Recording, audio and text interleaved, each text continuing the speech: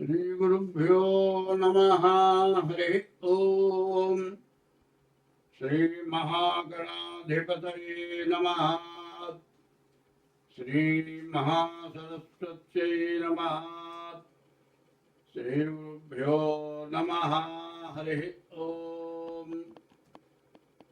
वंदे शंभुमापतिं सुरगुरुं वंदे जगत्कारणम् वंदे पन्नगभूषणं मृगधरं वंदे पशूनां पतिं वंदे सूर्यशशाङ्कवक्निनयनं वंदे मुकुन्दप्रियं वंदे भक्तजनाश्रयं च वरदं वंदे शिवं शङ्करम् चल्ली निंदुदलंचि पुस्तुकमुचीतन्बूनिजिन् నీవునా యుల్లంబందున నిల్చి జృంభణముగా నుక్తులు సుశబ్దంబులో శోభిల్లన్ వల్కుము నాదువాక్కునను సంప్రీతిన్ జగన్మోహిని పుల్లాబ్జాక్షి సరస్వతి భగవతి భారతి నిక్షేషజాడ్యాపహ.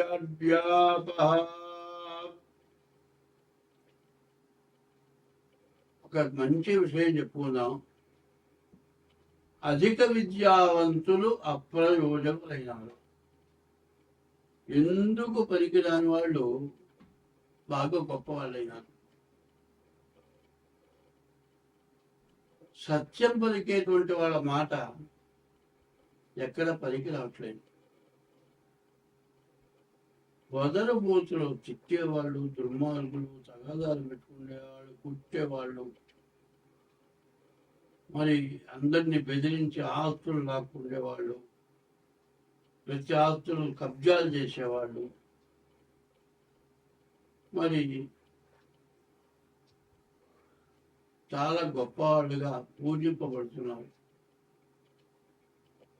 మరి సత్యవంతులు పనికిరాకున్నాయన, వదరు బూతులు దేశాన్ని పాలిస్తున్నారు. స్వార్థపరులు అంటారు. ఈ స్వార్థపరులకు ఎట్లా ఉంటుందంటే, వాళ్ళ కొన్ని వందల కోట్లు, వేల కోట్లు సంపాదించారు. ఈ వందల కోట్లు, వేల కోట్లు ఏం చేయాలి? ఈ వందల కోట్లలో, వేల కోట్లలో ఆలోచిస్తే ఒక్క షర్ట్ ఉందండి, తొడుకులు చొక్కా, అది ₹1,00,000 చొక్కాట, 5 లక్షల రూపాయల ప్యాంటు, పెట్టుకునే వాచ్ వచ్చాడు ₹1,00,00,000. అసలు ఇది ఏమిటి? దేనికి ఎందుకు ఖర్చు పెడుతున్నాం? అదే సమయంగా సంపాదించిన డబ్బులైతే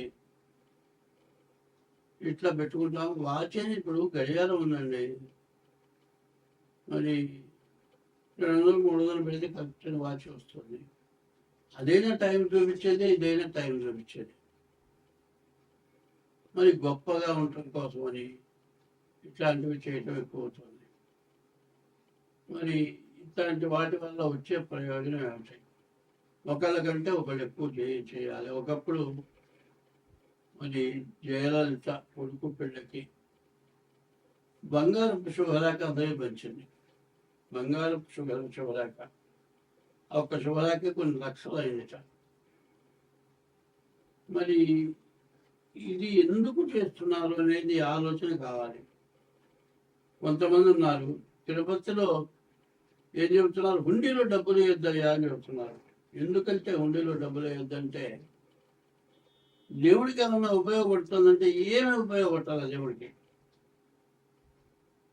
మరి లడ్డు కూడా కొంతమంది దాతలు ఉన్నారు, అన్నదానానికి దాతలు ఉన్నారు, పూలకి దాతలు ఉన్నారు, అన్నిటికీ దాతలు ఉన్నారు. ఇవి వచ్చే డబ్బులు ఏమైపోతున్నాయి? మరి అటువంటి దానికి కొన్ని కోట్లు ఇస్తున్నారు, ఒక్కొక్కళ్ళు 5 కోట్లు ఇస్తున్నారు. పేరు చెప్పొద్దు అంటున్నారు.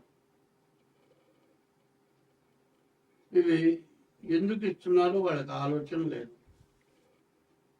పుణ్యం వచ్చేవి కొన్ని ఉన్నాయి, పాపం వచ్చేవి కొన్ని ఉన్నాయి. దానాలు ఒకటి రోడ్డు మీద నుంచుంటాడయ్యా, నా దగ్గర 90 రూపాయలు ఉన్నాయండి, ఒక్క 10 రూపాయలు ఇవ్వండి, నేను హోటల్లో బంద్ చేస్తానంటాడు. ప్రతివాడిని అది అడుగుతాడు. కానీ నిజంగా పాపం 10 రూపాయలు తక్కువ ఇద్దామని మనం ఇస్తాం. ఇట్లా ప్రతి వాళ్ళని 10 రూపాయలు అడుగుతాడు, పోగు చేసుకుంటాడు, ఇంటికి వెళ్తాడు. ఈ లోపల బ్రాందీ షాపు పోతాడు, ఫుల్గా తాగుతాడు, ఇంటికి వెళ్తాడు, పెళ్ళాన్ని సాగుకొడతాడు, కోడి తినుకుని పడిపోతాడు.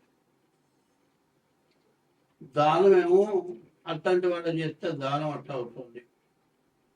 మరి ఉండకూడని చోటు దానం చేస్తే, దేవాలయాల దానం చేస్తే ఇట్లా పోతుంది.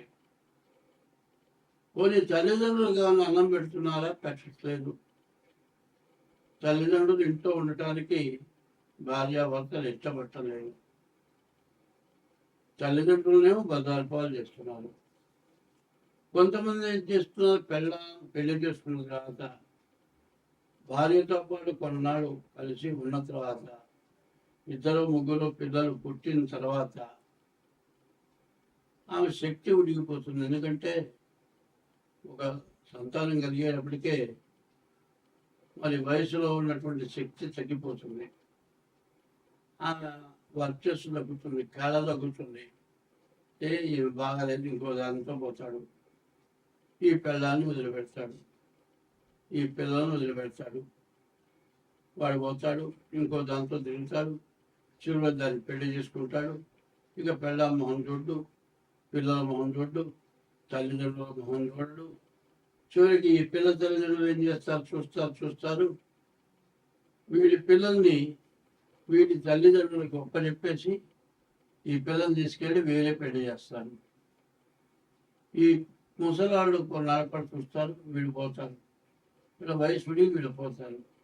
ఈ పిల్లలు అనాథ శరణాలయానికి వెళ్ళిపోతారు. కొంతమంది ముసలివాళ్ళు అనాథ వృద్ధాశ్రమాలకి, అనాథ శరణాలయానికి వస్తున్నారు. మరి ఈ పనులు ఎందుకు చేస్తున్నారు? తర్వాత చేసుకున్న భార్య మధ్యలో వదిలేసావు, కొత్త దాంతో పోయినావు. నీ సంపాదన చూస్తుంది, నీ సంపాదన కోసం వచ్చింది అది.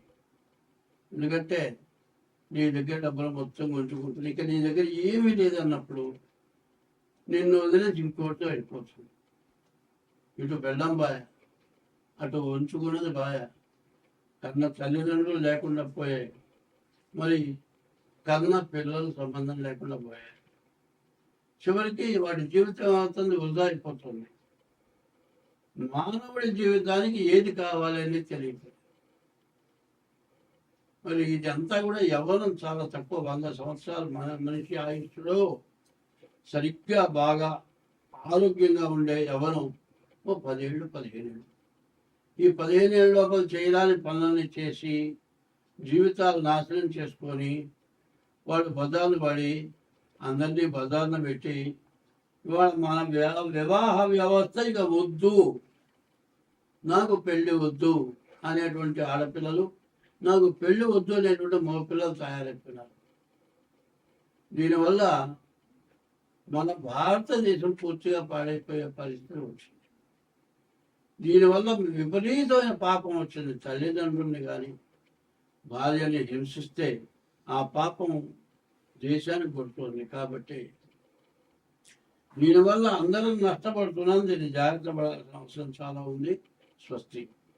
2026వ సంవత్సరం మార్చి నెల 2వ రాశి వృషభ రాశి. ఈ వృషభ రాశి ఎట్లా ఉందో చూద్దాం. ఈ వృషభ రాశికి శని చాలా బాగున్నాడు. ఏకాదశిలో శని ఉన్నాడు. ఇతను 2 సంవత్సరాలన్నర శని ఏకాదశిలో ఉంటాడు. సంవత్సరం అయిపోయింది, ఇంకా సంవత్సరంన్నర శని బాగా ఉంటాడు. ఈ శని బాగుంటే ఎంతో మేలు చేస్తాడు. శని బ్యాడ్ టైంలో ఎంత ఇబ్బంది పెడతాడో, ఎంత కష్టపెడతాడో, ఎంత నష్టపెడతాడో ఏకాదశిలో ఉన్న శని లాభింపజేస్తాడు. ముఖ్యంగా ఇనుముకి సంబంధించినవి ఏవైనా సరే నీకు లాభం చూపిస్తాడు. ఇనుముకి సంబంధించిన వ్యాపారాలు బాగా సాగుతాయి. మోటార్ ఫీల్డ్ అంటే కార్లు కానీ, లారీలు కానీ, బస్సులు కానీ, టూ వీలర్స్ కానీ, ఇటువంటివి జీవితంలో కొన్ని కోరికలు ప్రతి వాళ్ళకి ఉంటాయి. పెళ్ళి ఒకటి కావాలి, పెళ్ళైన తర్వాత ఇల్లు కావాలి, ఇల్లు తర్వాత వాహనం కావాలి. ఇట్లాంటి కోరికలు జీవితంలో తీరుతాయా తీరవా అనేటువంటి ఆశ ఉంటుంది. జీవితం మొత్తంలో కారు కొనుక్కోవాలనుకునేవాడు కారు కొనుక్కోలేక, కారు నడిపే అవకాశం లేక, కారు సాధించలేక అట్లా ఇబ్బంది పడేవాళ్ళలో నేను ఒకడిని. ఇవాళ కారు కొనుక్కోగలను కానీ నడపలేను. అట్లా జీవితంలో తీరినటువంటి కోరికలు ఉంటే శని వల్ల మీ కోరికలు తీరుతాయి. శుక్రుడు బాగున్నాడు, వివాహం జరుగుతుంది. అయితే వివాహం చేసుకునేటప్పుడు మాత్రం చాలా జాగ్రత్త పడాలి. కారణం ఏంటంటే రాహుకేతువుల మధ్యలో గ్రహాలు పడ్డాయి కాబట్టి మరి వివాహం చేసుకునేప్పుడు మీ ఇద్దరు జాతకాలు కలిసి నెయ్యాలేవో చూడాలి. షష్టాష్టకాలు, కాలసర్పదోషం, కుజ దోషం ఇట్లాంటివి లేకుండా చూచి వివాహం చేసుకోవాలి. ఈ రాశి వాళ్ళకి మరి బుధాదిత్య యోగం, వ్యాపారం బాగు సాగుతుంది. కుజుడు బాగున్నాడు. మరి ఇళ్ళు, స్థలాలు, పొలాలు కొనుక్కుంటానికి బాగా అవకాశం ఉంది. శుక్రుడు బాగున్నాడు. మరి వివాహం జరగటమే కాక మంచి సంతానం కలుగుతారు. మీకు మీ సంపాదన బాగా వస్తుంది. కానీ మీరు అనవసరమైన దండగమని ఖర్చులు పెట్టుకోకుండా జాగ్రత్త పడాల్సిన అవసరం ఉంది. ఇప్పుడు కనుక ఏమాత్రం పొరపాటు పడ్డా మాత్రం మీ జీవితంలో మళ్ళీ కోలుకోలేని బాధపడాల్సి వస్తుంది. కాబట్టి ఈ రాశివాళ్ళు ఎంత జాగ్రత్తగా ఉంటే అంత మంచిది. మీ డేట్ ఆఫ్ బర్త్ ద్వారా కానీ, హస్త సాముద్రిక ద్వారా కానీ జాతకం చూపించుకోండి. ఎందుకు చెబుతున్నానంటే ఈ 12 రాశుల్లోకి కూడా వృషభ రాశి అంత బాగా ఉన్నది ఏ రాశి లేదు. బాగా ఉన్నప్పుడు 5 వేలు ఉన్నాయండి. ఈ 4 వేలు బాగున్నాయి. ఈ వేలు పనిచేయకపోతే ఏం లాభం? ఈ పట్టుకోవాలంటే ఈ వేలు కావాలి. ఈ వేలు ఒకటి పని చేయట్లేదండి. 4 వేలు ఏం చేస్తాయి? పనికిరావు. ఈ వేలుని సరిగా చూసుకోవాలంటే ఉన్న వాటిలో చెడు ఉన్న గ్రహాలు ఏమిటనేది చూసుకొని కాలసర్పదోషం, ఈ కాలసర్పదోషం నుంచి బయటపడటానికి మీరు తగిన జాగ్రత్తగా జాతకం చూపించుకొని మీకు అన్ని విధాలా బాగుంటుంది. స్వస్తి.